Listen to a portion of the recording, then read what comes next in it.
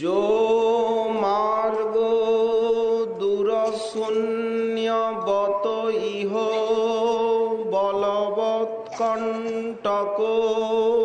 ज्योति दुर्ग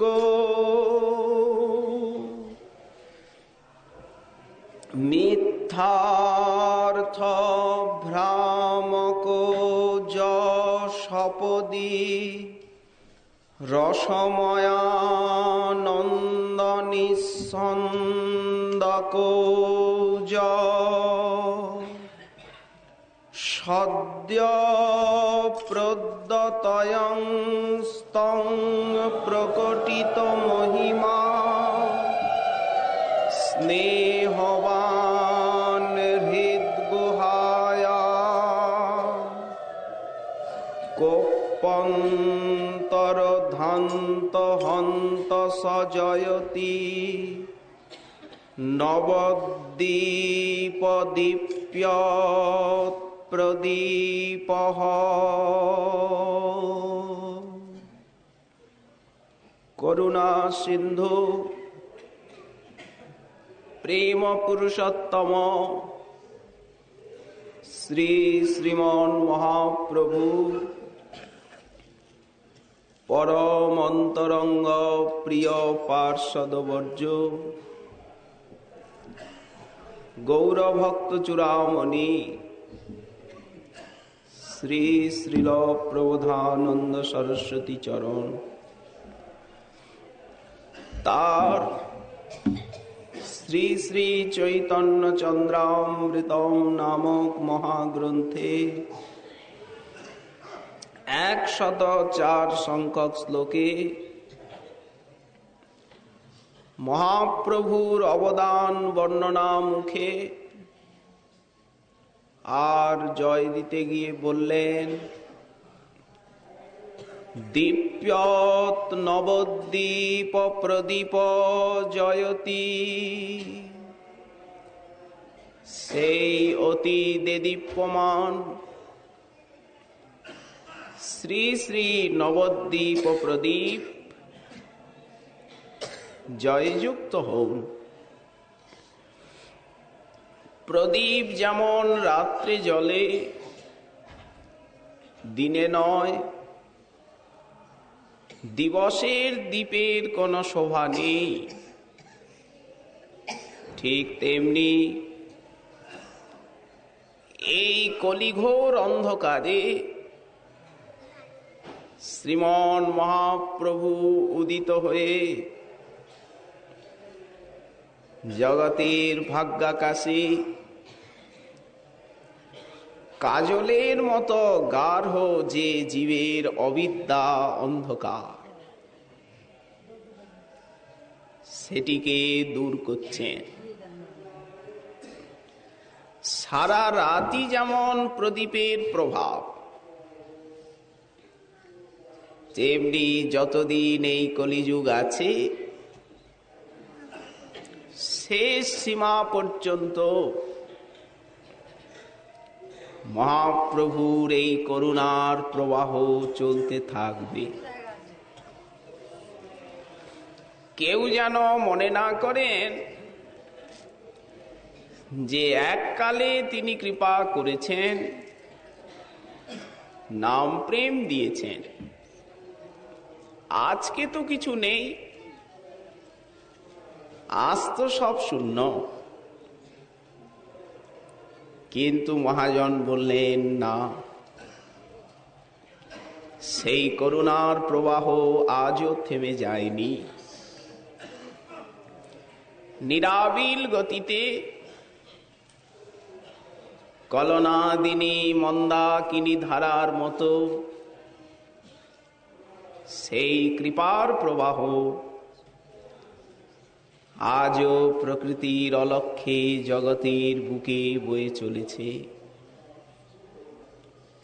সজয়তি দীপ্যৎ নবদ্বীপ প্রদীপ। প্রদীপ যেমন অন্ধকার নাশ করে, মহাপ্রভু নাশ করেছেন কলিঘোর অন্ধকার। আমাদিগকে তাত্ত্বিক বিষয়ের সঙ্গে পরিচয় ঘটিয়েছেন। রাত্রিবেলা আপনি অন্ধকারে প্রদীপ নিভিয়ে দিন, কি হবে? কিছুই দেখা যাবে না। অন্ধকারে হাতড়ানো বই কি হাতে লাগবে? তেমনি কেউ যদি গৌরাঙ্গের চরণাশ্রয় না করেন তো ওই অবস্থা হবে, অন্ধকারে ডুবে মরা, ঘুরে মরা। আমি নয়নে বসন বাঁধিয়া আধারে মরি গো ঘুরিয়া। কেউ যদি গৌরাঙ্গের কৃপার থেকে বঞ্চিত হন, ব্যাপারটা তাই হবে। বিশেষত মহাজন বললেন যে যুগের মানুষ আপনি, সেই যুগদেবতাকে যদি না চেনেন তাহলে বিশাল একটা প্রত্যব্যয়। প্রমাণ কি? যদি আমরা মহাপ্রভুকে না চিনি বা আরাধ্য দেবতা রূপে বরণ না করে নি, কি আছে? রামচন্দ্রের উপাসনা করব, নারায়ণের উপাসনা করব, নৃসিংহ বামনাদি স্বরূপের উপাসনা করা হবে। মহাপ্রভুর চরণাশ্রয় সকলকে করতে হবে, এমন কথা কেন? সম্ভব নয়। যদি কারো মনে এই প্রকার প্রশ্ন আসে, কবিরাজ গোস্বামী পাদ চোখে আঙুল দিয়ে প্রমাণ করে দিচ্ছেন। বললেন, দেখুন,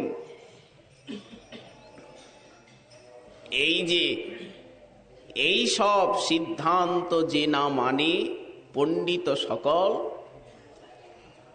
তা সবার বিদ্যাপাঠ ভেক কোলাহল। উনি বললেন ব্যাঙের কচকচি, সেই বর্ষাকালের ঘ্যাঁ ঘাঁ ঘ্যাঁ ঘাঁ ঘ্যাঁ ঘাঁ শব্দ ভালো লাগে না। কেন এ কথা? হাতের কাছে দৃষ্টান্ত আছে। পূর্বে জয়ীছে জরাসন্ধ আদি রাজাগণ।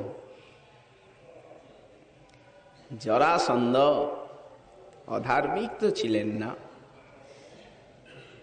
সারাদিন যুদ্ধ হতো, রাত্রে ভীমের সঙ্গে একই শয্যায় শুয়ে থাকতেন। দৃঢ় বিশ্বাস, শত্রু হলেও ধর্মযুদ্ধের ব্যত্যয় হবে না। এতটা অধার্মিকতা আশা করা যায় না সেকালে।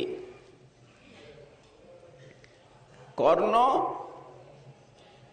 জেনে শুনে দিয়ে দিলেন সেই সূর্য দত্ত কবচ।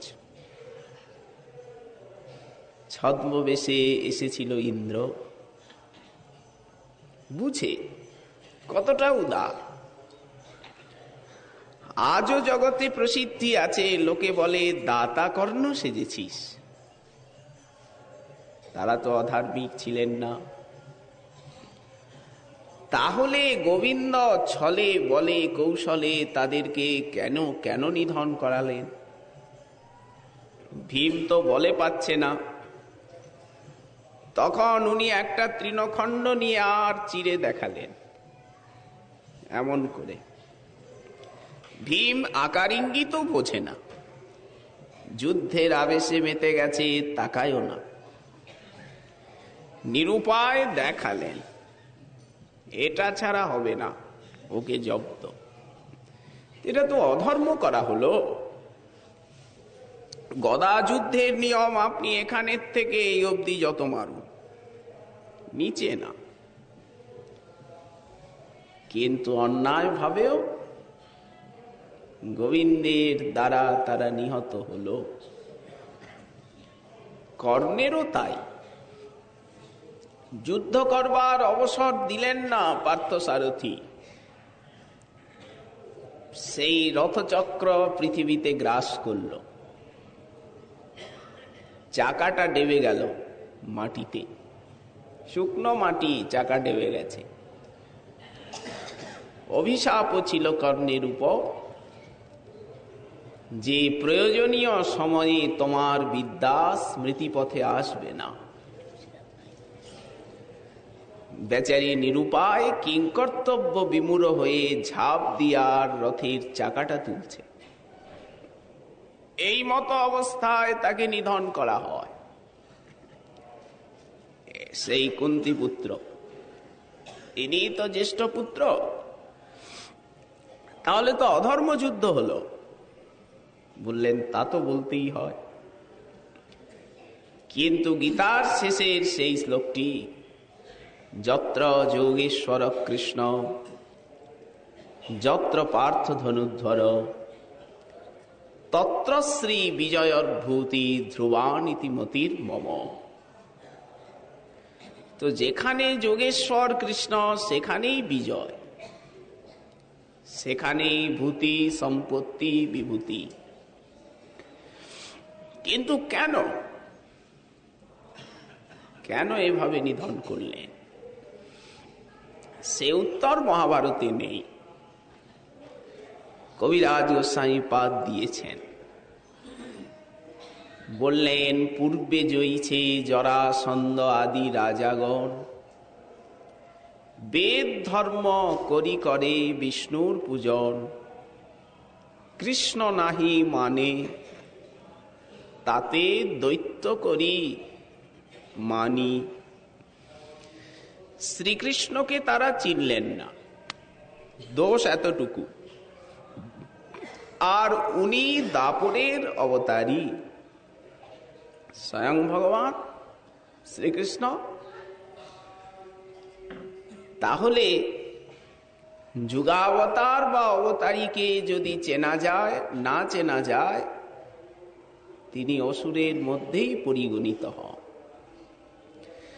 তাই জরাসন্ধ কর্ণকে নিহত হতে হলো। কৃষ্ণ নাহি মানে তারে, তাই দৈত্য করি মানি।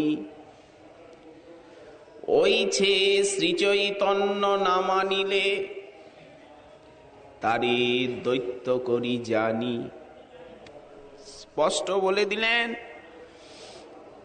যদি মহাপ্রভুকে এই কলিযুগে জন্মে আর আশ্রয়ের ভাগ্য না হয়, বিরোধিতা করা হয়, তাহলে তাকেও দৈত্য বলে জানতে হবে। ভাগবতে কি এর ইঙ্গিত আছে? বললেন আছে। যজ্ঞই সংকীর্তন প্রায়ৈর যজন্তি হি সুমেধস। যারা সুমেধা, তারা সংকীর্তন যজ্ঞের দ্বারা এই যজ্ঞেশ্বরের করবেন আরাধনা। এটা তো বিধি। আচ্ছা, যারা আরাধনা করবেন না, বললেন তে কুমেধস। সুমেধাকে উল্টালেই কুমেধা হয়, বুদ্ধিটা তাদের পাকেনি। এই জন্য মহাজন গৌরাঙ্গের জয় দিতে গিয়ে বলেছেন, ব্রহ্মার একদিনে অর্থাৎ 4000 যুগে কত কত অবতার হয়। ভাগবতে সূতমুনি বললেন, অবতার ঝসংখ্যেয়া হরে সত্যনিধে দ্বিজাহা, যথা বিদাসিনকুল্লা সরস সুসহস্রশ। যেমন সেই পর্বত শৃঙ্গে আছে বিরাট একটা জলাশয়, ঝর্ণাগুলি এসে এসে এসে এসে পাহাড়ের উপরের খাদে জলাশয়ের সৃষ্টি করে। সেই জলাশয়টি ভরে গিয়ে যেমন উপচে কত কত অসংখ্য ধারায় পর্বত গাত্রকে প্লাবিত করে নদ নদী আকারে প্রবাহিত হয়, ঠিক সেই প্রকার স্বয়ং ভগবান শ্রীকৃষ্ণের থেকে প্রতিনিয়ত অসংখ্য অবতার রূপী ঝর্ণা প্রবাহিত হয়ে জগৎকে আপ্লাবিত করছে। লীলা নিত্য শ্রীমৎ শ্রীজীব গোস্বামী চরণ লীলার নিত্যত্ব স্থাপন করেছেন। যেমন এই ব্রহ্মাণ্ডে এখন গৌরলীলা অপ্রকট, এখন তো দেখা যাচ্ছে না, কিন্তু অন্য ব্রহ্মাণ্ডে এখন গৌরলীলা চলছে। অসংখ্য ব্রহ্মাণ্ড, কোন ব্রহ্মাণ্ডে কৃষ্ণলীলা চলছে এখন, কোন ব্রহ্মাণ্ডে নৃসিংহলীলা, রামলীলা, বামন লীলা, অর্থাৎ প্রতি লীলা ওখানেও আছে এখানেও আছে। ওই ব্রহ্মাণ্ড ওখানে তো চলছেই মায়ার পরপারে, হিল্লোলে সুখ বইছে সেথা, নাই রে অশ্রু নাই রে ব্যথা, নাই রে সেথা বিধির বাঁধন কঠিন নিগর পাশে, সেই নিত্য নবীন দেশ। মজাটা হচ্ছে এখানে যে এই ব্রহ্মাণ্ডেও আবার লীলা চলছে, কোন না কোন ব্রহ্মাণ্ডে। এই জন্য প্রকট লীলাটিও নিত্য, আর নিত্য লীলা তো নিত্য বটেই। এইবার সাধন করতে করতে যখন সাধক প্রেম লাভ করবেন, শ্রদ্ধা, সাধু সঙ্গে হরিকথা শ্রবণ করতে করতে শ্রদ্ধা, তারপরে সদ্গুরু পদাশ্রয় ক্রমে ভজন লাভ হলো। ভজন করতে করতে কতগুলি অনর্থের হতে হয় সম্মুখী। শ্রী মাধুর্য কাদম্বিনী গ্রন্থে বিশ্বনাথ চক্রবর্তী পাদ সেই অনর্থ স্তরের বিশদ বর্ণনা দিয়েছেন। এই অনর্থ স্তরটি এত বিশাল যে একে অতিক্রম করতে বেশ কয়েক জন্ম লেগে যায়। কিন্তু সাধনটি যদি প্রযত্নের সঙ্গে হয়, নিরপরাধী নির্বাসন ভাবে, অর্থাৎ ভজনের সময় যদি কোনো বাসনা থাকে চিত্তে, ভক্তির এমন প্রভাব ওই বাসনাটি পূর্ণ করিয়ে ভক্তি মহারানী ছাড়বেন। এই জন্য যারা প্রেম চান তাদেরকে এই জগতের সর্ববিধ বাসনাকে ত্যাগ করতে হয়। আপনি হরিনাম করছেন, হরিকথা শ্রবণ করছেন, ধামে আছেন, কিন্তু মনে যদি কোনো লৌকিক বাসনার উদয় হয়, ওটা যতক্ষণ পূর্ণ না হচ্ছে ততক্ষণ চিত্ত নির্মল হবে না। ওই ভজনের রসটা শুষে খেয়ে নেবে ওই বাসনা, ঠিক আগাছার মতো। আগাছাটা তো গাছেই হয়, কিন্তু পরগাছা যেমন ওই গাছের রসকে শুষে নেয়, ফলত বৃক্ষ হয়ে যায় দুর্বল, ঠিক তেমনি লৌকিক কোনো বাসনা যদি চিত্তে থাকে, ভজন বৃক্ষটা ওই টিকটিক করবে, ক্ষীণ হবে, আর ওই বাসনাটা বাড়তে থাকবে। ভুক্তি মুক্তি স্পৃহা যাবৎ পিশাচিরিদি বর্ততে, তাবৎ ভক্তি সুখস্যাত্র কথম অভ্যুদয়ে ভবে। এই বাসনা আবার অনন্ত প্রকার। এই জন্য মহাপ্রভু শিক্ষা দিলেন, ন ধনং ন জনং ন সুন্দরীং কবিতাং বা জগদীশ কাময়ী মম জন্মনি জন্মনীশ্বরে ভবতাদ ভক্তি রহিতুকি ত্বয়ি। ধনের কামনা ত্যাগ করা অত সহজ কথা নয়, কিন্তু শুদ্ধ ভক্তকে করতে হবে। জনম 2-5 জন লোকের সঙ্গে পরিচয় হলে আমাদের আনন্দ হয়, জনসম্পর্ক।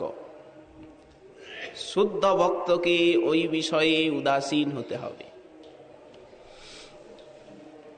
আচ্ছা, ধনজনকে নয় আপনি দূরে সরালেন। বিদ্যা বললেন সুন্দরীং কবিতাম বা নকাময়ে। সুন্দরী কবিতা বলতে বিদ্যা।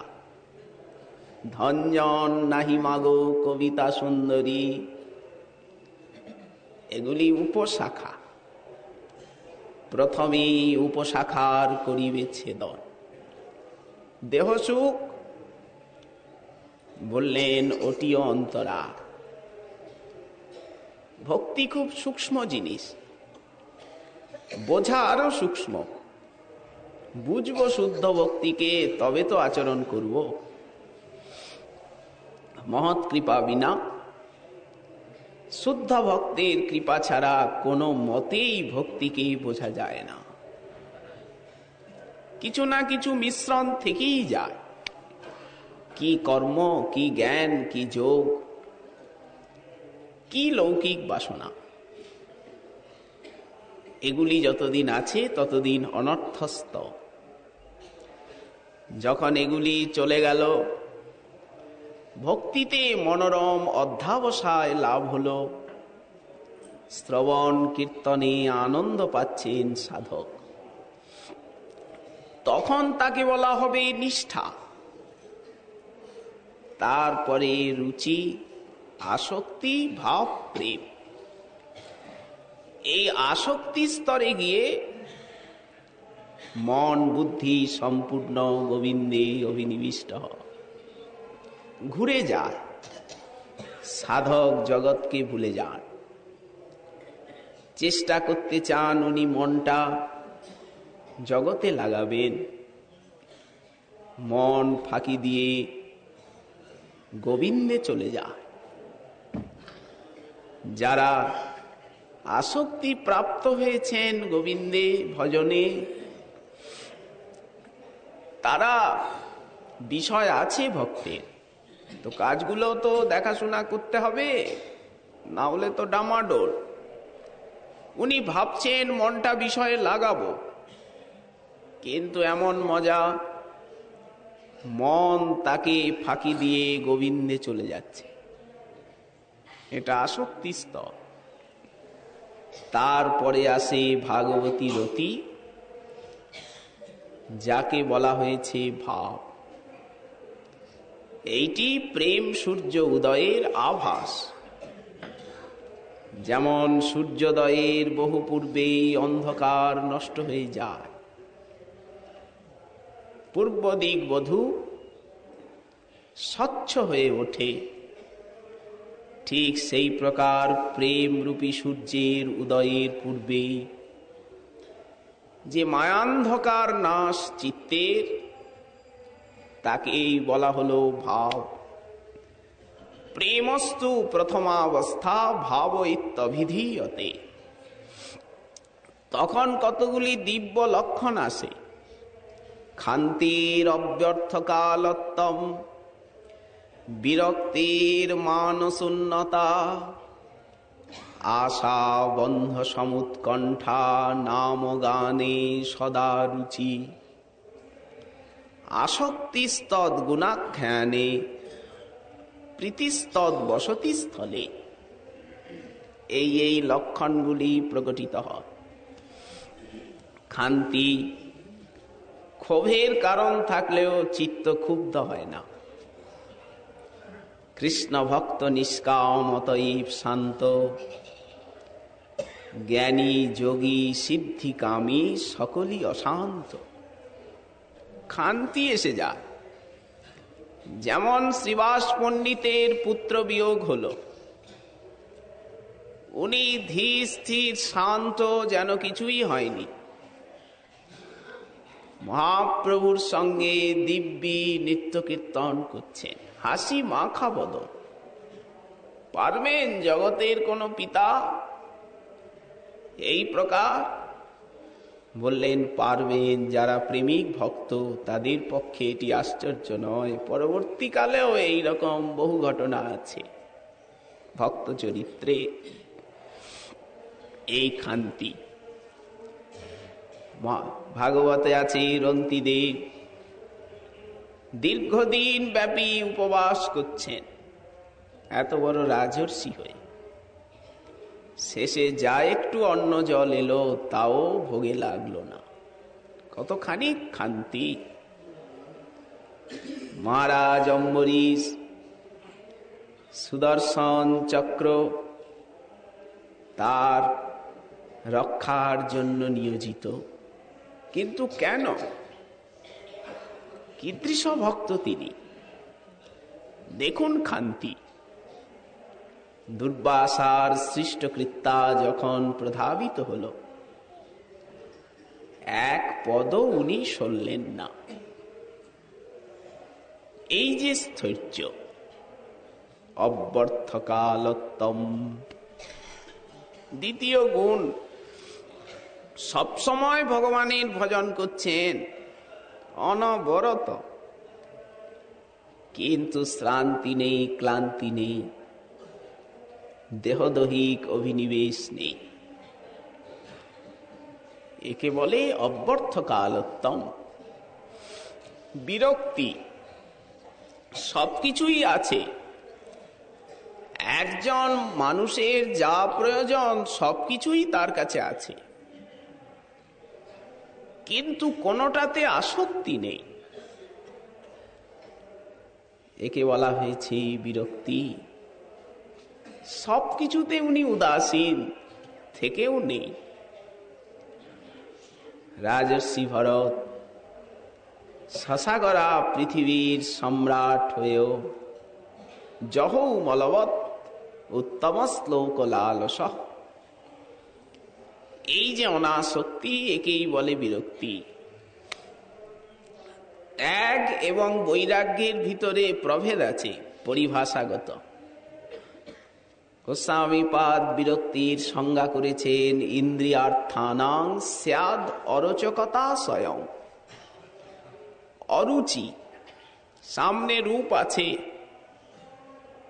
রস আছে, শব্দ আছে, গন্ধ আছে, স্পর্শ আছে, উপভোগ্য বিষয়, কিন্তু রুচি নেই ভক্তের। শরীর অসুস্থ, জ্বর হয়েছে, তখন কেউ লাবড়ি সামনে এনে ধরেছে, মহাশয় একটু নিন প্রসাদ, একটু একটু। আপনি আঙুলটা ছোঁয়ালেন, তুলসী পত্রই নিলেন, সে মানবে না, আরো নিন। তখন আপনি কি বলবেন? দেখুন, অপরাধী করবেন না অনুরোধ করে, শরীরটা ভালো নয়। তো এই যে ভাবটা, সামনে ভোগ্য বস্তু থাকলেও যে চাইছে না ইন্দ্রিয়, একেই বলা হলো বিরক্তি। এরই নাম বৈরাগ্য। বিষয় ত্যাগ নয়, বিষয় আছে কিন্তু গ্রহণের ইচ্ছা নেই। আর ত্যাগ বললেন ওটা বুদ্ধিপূর্বক। যেমন একাদশীর দিন খাদ্যদ্রব্য ত্যাগ করছেন, অন্ন জাতীয়, এই ত্যাগটা বুদ্ধিপূর্বক, ইচ্ছাকৃত। আর কারো শরীর অসুস্থ হয়েছে, তখন যে খাদ্যদ্রব্যের প্রতি তার বীতস্পৃহ ভাব, বললেন ওটা বিরক্তি, আর এটা ত্যাগ। একটা বুদ্ধিপূর্বক, একটা স্বাভাবিক। পক্ক অবস্থায় বৈরাগ্য, সেটা স্বাভাবিক। অব্যর্থকালত্বং বিরক্তির মান শূন্যতা। সম্মানের কোনো লালসা নেই অন্তরে। খুবই কঠিন ভক্তি মার্গ বিচার করতে গেলে। গোস্বামীপাদ বললেন অর্থ ত্যাগ করা যায়, বনিতা ত্যাগ করা যায়, দেহসুখ ত্যাগ করা যায়, কিন্তু একটা জিনিস ত্যাগ করা যায় না, সেটা হচ্ছে সম্মানের লালসা। বড় বড় দিগধ্বজ ত্যাগীদের চিত্তেও সুপ্ত থাকে সম্মানের লালসা। লোকে পুজো করুক এই ভাবনা, ওটা প্রেম না হলে যায় না। কুর্জু প্রতিষ্ঠা বিষ্ঠায়া যত্নম অস্পর্শনে বরম। প্রতিষ্ঠার ভয়ে পুরি যায় পলাইয়া। সহজ কথা নয় এটি। সকাল হলে লোকে জেনে ফেলবে যে মাধবপুরীর জন্য গোপীনাথ ক্ষীর চুরি করেছেন, তাহলে গায়ের লোক যে আমায় কি বিপদে ফেলবে। রাতের অন্ধকারে নীলাচলের দিকে ছুটছেন মাধবেন্দ্র। সকালে গায়ের লোক জানলো, জানবারই কথা। তখন সকলে পূজারীকে অনুরোধ করলো, বলুন না উনি কোন জায়গায় বসেছিলেন। তাকে তো খুঁজে পাওয়া গেল না। কি করে যাবে, উনি তো পালিয়েছেন অন্ধকারে। আগে দয়া করে দেখিয়ে দিন উনি কোন জায়গাটায় বসেছিলেন। এই স্থানটা, এই যে শূন্য হাটের এই, সেই জায়গার থেকে লোকে ধুলি নিচ্ছে। মুষ্টি মুষ্টি ধুলি নিতে নিতে স্থানটা গর্ত হয়ে গেল। প্রতিষ্ঠাটা বেশি হলো কি কম হলো, থাকলে ওনার পায়ের ধুলোটা নিত, কিন্তু পালালেন বলে বসেছিলেন যেই জায়গাটা, সেই জায়গাটা গর্ত হলো, নিশ্চয়ই বেশি হলো। এই যে সম্মানের প্রতি অনাদর ভাব, এটি বড় উঁচু স্তরের কথা। মান শূন্যতা, আশাবন্ধ, গৌর গোবিন্দের কৃপা অবশ্য পাব। তিনি শরণাগত প্রতিপাল, তিনি আশ্রিত বৎসল, তিনি করুণা সিন্ধু, নিশ্চয়ই আমায় কৃপা করবেনই করবেন। কৃষ্ণ কৃপা করিবেন দৃঢ় করি জানি, একে বলে আশাবন্ধ। তখনই আসি সমুৎকণ্ঠা, কবে তোমার কৃপা পাব। তোমার চরণ লাগি সব ত্যাগিনু, শীতল চরণ পাইয়া আমি শরণ লইনু। এই উৎকণ্ঠা, একুলে অকুলে মুই দিনু তিলাঞ্জলি। দরকার নেই ইহকাল পরকাল দুয়ে যা, রাখিও চরণে মোরে। এই যে লালসা, আপনার বলি বা আপনার করি, এইটি উৎকণ্ঠার থেকে আসছে। নাম গানে সদা রুচি, সব সময় নাম গানে রুচি। আসক্তিস্তৎ গুণাখ্যানে, সর্বদা হরি কথা শুনতে বলতে রুচি। তার গুণাখ্যানে, গুণকথনে রুচি। যে যাকে ভালোবাসে তার কথা সব সময় মনে পড়ে, দূরে থাকলে আরো বেশি মনে পড়ে, কাছে থেকেও চাঁদ সুধা নয়। দূরের থেকে সমুদ্রের সেই তরঙ্গায়িত জলরাশি রজত রেখার মতো দেখায়, কত আকর্ষণ। কাছে এলে তখন খানিকটা সেই ঘোলা বালি মাখা জল, এছাড়া তো কিছু না। তেমনি প্রেমাস্পদ যত দূরে থাকুন, যত দুর্লভ হন তত মধুর। কাছে এলে যে ম্লান হয়ে যেতে হয়, সহসা ধরা দেন না তিনি। অবশ্য এটি প্রাকৃত জগতের প্রীতির রীতি। অপ্রাকৃত জগতে সর্বদা এ রীতি খাটে না। তবে হ্যাঁ, খাটে। মিলনে শৈব একাকী, বিরহে তন্ময়ং জগৎ।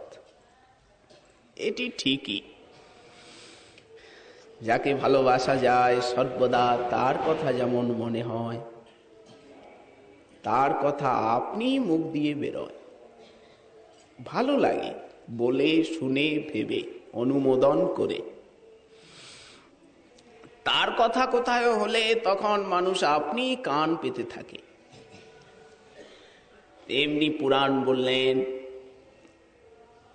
বিষয়েতে যে প্রীতি এবে আছয়ে আমার, সেই মত প্রীতি হোক চরণে তোমার।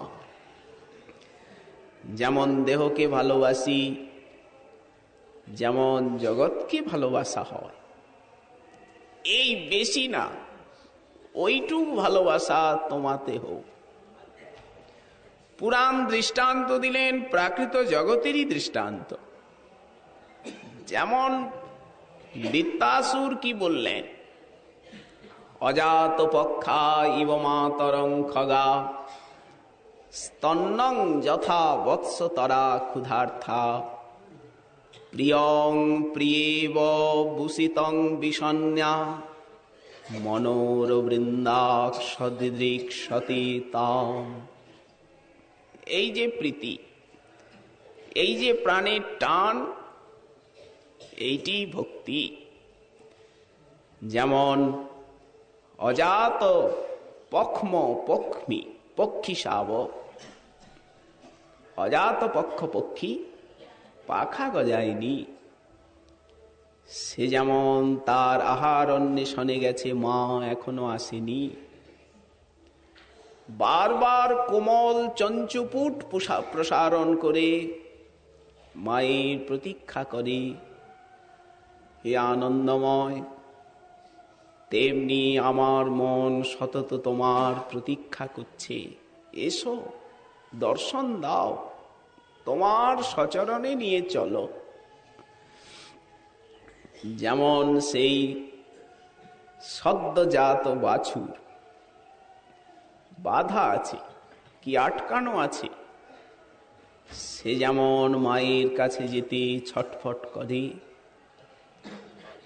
যেমন পতিব্রতার মন সেই বিদেশগত পতির প্রতি সতত চিন্তাকুল হয়, টান অনুভব হয়। এখনো এলেন না, কথা দিয়েছিলেন, ভিতর বাহির করেন ঘরের।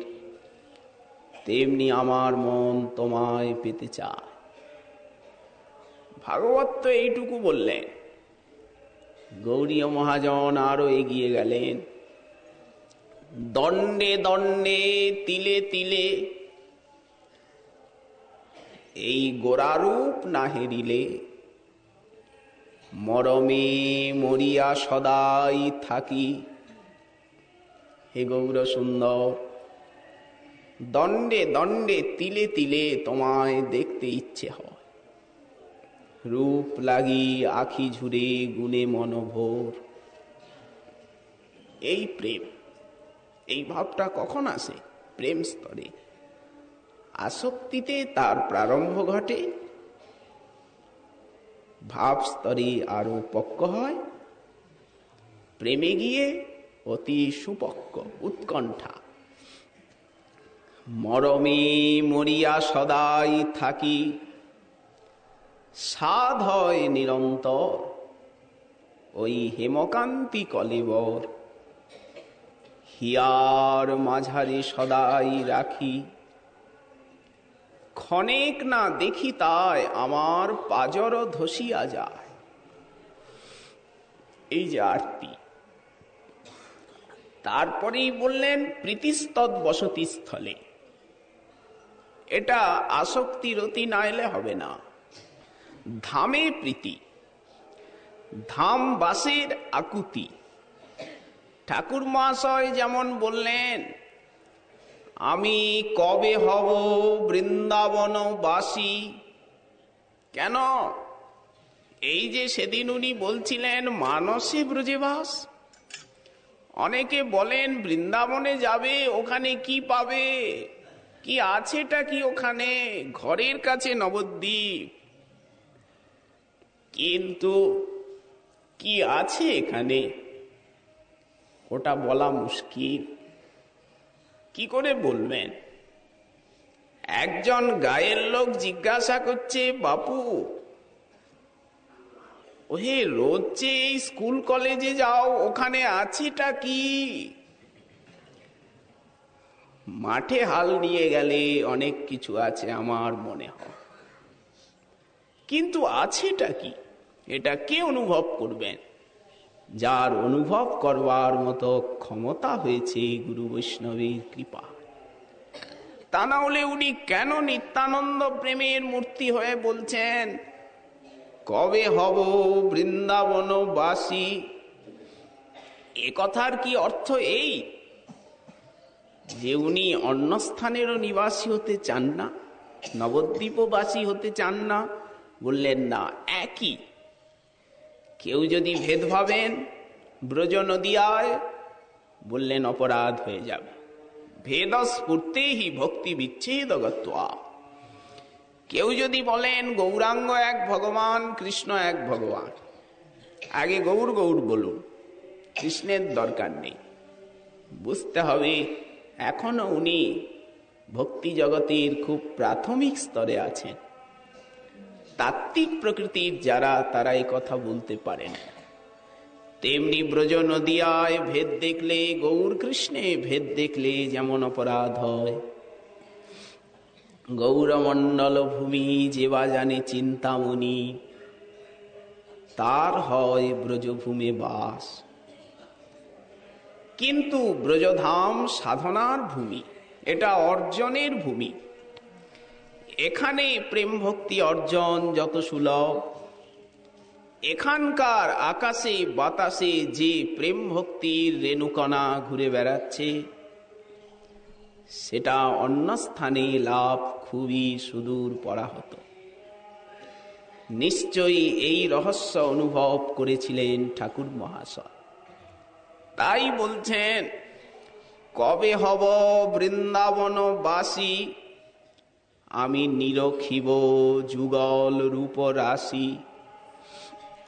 ত্যাজিয়া শয়ন সুখ বিচিত্র পালঙ্ক, কবে ব্রজের ধুলায় ধূসরিত হবে অঙ্গ। গায়ে মাখরে এই তো ব্রজের ধুলা, লুঠ কৃষ্ণ কেলিস্থলীষু শ্রী বৃন্দাবন মহিমামৃত। আমি পরিক্রমা করিয়া ফিরিব বনে বনে। যখন আসক্তি স্তরে যাওয়া যাবে, এই ভাব স্বাভাবিক ফুটে উঠবে চিত্তে। বিশ্রাম করিব যাইয়া যমুনা পুলিনে, তাপ দূর করিব শীতল বংশী বটে। কবে আমি বসিব শ্রী বৈষ্ণব নিকটে, বৈষ্ণবের কাছে গিয়ে বসবো। ধামে এসেছি বৈষ্ণব সঙ্গের জন্য। তীর্থফল সাধু সঙ্গ, সাধু সঙ্গে কথা রঙ্গ, পুণ্য তীর্থ নিষেবনা। ভাগবত বললেন শুশ্রূষু শ্রদ্ধানস্য বাসুদেব কথা রুচি, সেন মহৎ সেবয়া বিপ্রা পুণ্য তীর্থ নিষেবনা। তো ধামে আসবার ফল তো সাধু সঙ্গ। কবে গোবর্ধন গিরি হেরিব নয়ন ভরি, গিরি গোবর্ধন নয়ন ভরে দেখব। কে বলছেন? যিনি নিত্যানন্দ প্রেমমূর্তি। ঠাকুর নরোত্তম, এখানে কোনো নিজের বিদ্যা বুদ্ধি চলবে না, লোকোত্তর কথা। আমার কবে হবে রাধা কুণ্ডে বাস, এই যে লালসা, ভ্রমিতে ভ্রমিতে কবে এ দেহ পতন হবে, কহে দিন নরোত্তম দাস। গৌরীয় বৈষ্ণবের এই লালসা আজীবন বুক ভরা। এই যে সরস্বতীপাদ বলছেন যে যেই পথে কেউ কোনোদিন চলেনি, প্রবেশই করতে পারেনি, ফলত এত দীর্ঘকাল যে পথ হয়েছিল জনশূন্য, কেউ জানতেনই না, জঙ্গলে ভরে গেছিল সেই পথ। যে পথে পা দিলেই মিথ্যা বিষয়াসক্তি ছুটে যাবে, যে পথ ব্রজের নিকুঞ্জে হাতে ধরে নিয়ে যাবে, সেই পথ জ্ঞান কর্মরূপী নিম্ব ফল চুষবেন জ্ঞানী যোগী। আর ভক্ত তারা কাক প্রকৃতি। চরিতামৃতে কবিরাজ সাইপাদ বললেন জ্ঞানী যোগী কর্মী তারা কাক প্রকৃতির। কাক কি রসজ্ঞ নাকি? কা কা কা কা করে বিরক্ত করে মারে কাক, আরো খেতে দিলে ঠোকরা, ভয় লাগে। তেমনি কর্মী জ্ঞানী মিছা ভক্ত। ঠাকুর মহাশয় একটা বললেন মিছা ভক্ত। মিছা ভক্ত বলতে শুদ্ধ ভক্তির ধার ধারে না, যারা ভক্তির অভিনয় করে। কর্মী জ্ঞানী মিছা ভক্ত ইথে না হবে অনুরক্ত। ইহলোক দূরে পরিহরি কেবল ভকত সঙ্গ, প্রেম কথা রসরঙ্গ, তবে হবে বিপদ বিনাশ। স্পষ্ট সাধনা। যে পথে পা দিলেই বিষয়াসক্তি ছুটে যাবে, আপনি চিত্ত নির্মল হবে। এক ফোঁটা খাঁটি ঘি শ্রেষ্ঠ নাকি মন মন অন্য কিছু শ্রেষ্ঠ? এক খণ্ড সোনা, এক কণ সোনা শ্রেষ্ঠ না এক টন লোহা শ্রেষ্ঠ? যে বস্তু শ্রেষ্ঠ সে বস্তু চিরকাল শ্রেষ্ঠ, যা নিকৃষ্ট তা চিরকালই নিকৃষ্ট। তেমনি খাঁটি ভক্তির এক কণা জগৎকে মাতাবে, এত তার মূল্য। আর লৌকিকী ছল ভক্তি যদি হিমালয় প্রমাণ হয়, বললেন তার কোনো মূল্য নেই, ওই অসার খড়ের আগুনের মতো। খড়ের আগুন দেখতে বিশাল, দাউ দাউ করে জ্বলে উঠল, কিন্তু খড়ের আগুনে হাত পা সেকা ছাড়া আর কোন কামটা হবে? তেমনি মিছা ভক্ত ইথে না হবে অনুরক্ত। এই যে মহাপ্রভুর এত গম্ভীর পথের কথা বলছেন উনি, এটি একমাত্র শুদ্ধ ভক্ত সঙ্গেই হৃদয়ঙ্গম যোগ্য। এই জন্য বললেন রসিক ভকত সঙ্গে আমি রহিব পীড়িতি রঙ্গে। কৃষ্ণ কথা কৃষ্ণ নাম সত্য সত্য রসধাম। ব্রজজনার সঙ্গে অনুক্ষণ, সংসার যেন নাটুয়ার নাট, দেখিতে দেখিতে কিছু নয়। হেন মায়া করে যেই পরম ঈশ্বর সেই, তারে মন সদা করো ভয়। শুদ্ধ ভক্তির কথাই এখানে সরস্বতীপাদ বললেন।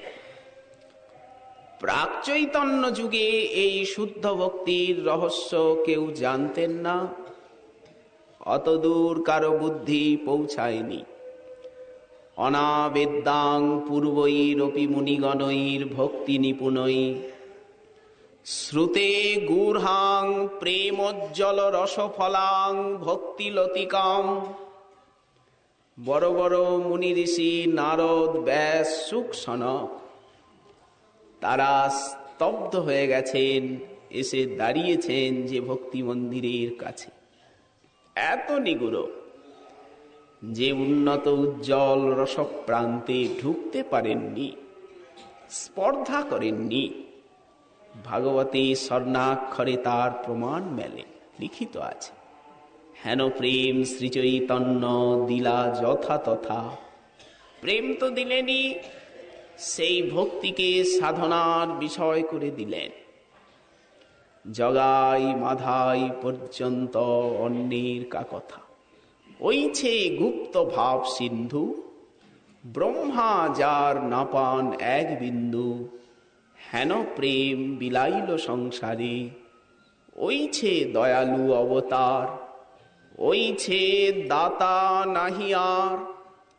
তার গুণ কেহ নারী বর্ণিবারে, কহিবার কথা নহে, কহিলে কেহ না বুঝয়ে। ওইছে চিত্র চৈতন্যের রঙ্গ, সেই সে বুঝিতে পারে। এই যে পথের কথা উনি বলছেন, এটা কে বুঝবেন? সেই সে বুঝিতে পারে। চৈতন্য কৃপায় যারে, হয় তার দাসানুদাসের সঙ্গ। যেমন বালক, সে চিরকাল মাটি খেয়ে অভ্যস্ত, ওটা অভ্যাস। সে তো রসগোল্লার স্বাদ জানে না, মাটি তাকে ছাড়াতে হবে। মা যেমন তখন জোর করে কেড়ে নেবে, দেবে না, কাঁদছে, তখন সেই রসগোল্লার একটু খণ্ড মুখে দিয়ে দেয়। তখন মাটি ফেলে মায়ের আঁচল ধরে, দাও মা, দাও মা, দাও, এটা নে না ওটা। ঠিক তেমনি সেই সে বুঝিতে পারে, যখন শুদ্ধ গৌর ভক্তের সঙ্গ হবে, তিনি কৃপা করে বলাৎকারে আস্বাদন করিয়ে দেবেন সেই ভক্তি রসমাধুরীর। তখন বোঝা যাবে মহাপ্রভুর পদ কি, সেই ভক্তিতে স্বাদই বা কি। সেই সে বুঝিতে পারে, চৈতন্য কৃপায় যারে, হয় তার দাসানুদাসের সঙ্গ। এই দাসানুদাসের সঙ্গ, গৌর দাসের সঙ্গ। সরস্বতী পাদ পরবর্তী শ্লোকে গিয়ে বললেন, অন্য পথের প্রবক্তারা কেমন? বললেন কীট পতঙ্গের মতো। ওদেরকে অগ্রাহ্য করে শুদ্ধ ভক্তি পথে চলতে হবে। জগতে তো আপনি ভক্তি মার্গে চলবেন, ভজন করবেন, কিন্তু পথভ্রষ্ট করবার বহু লোক আছে। আপন আপন স্থানে পীড়িতি সবাই টানে, ভক্তি পথে পরয়ে বিগতি। তো তখন তাদেরকে কি মনে করতে হবে? কীট পতঙ্গের মতো। তো সমস্ত অন্যান্য পথের যারা ধুরন্ধর, মহাপ্রভু তাদের জিহ্বাকে কুণ্ঠিত করে দিয়েছেন, মানে কথা বলবার শক্তি নেই। সেই মহাপ্রভুর অপার কৃপার জয়গান করছেন শ্রীল সরস্বতী চরণ। শ্রীমান মহাপ্রভুর কৃপা হলে আগামীকাল আবার এ বিষয়ে আস্বাদনের আকাঙ্ক্ষা রইল। আজকে আমাদের শ্রী শ্রী চৈতন্য চন্দ্রামৃতম কথা এইখানেই বিশ্রাম।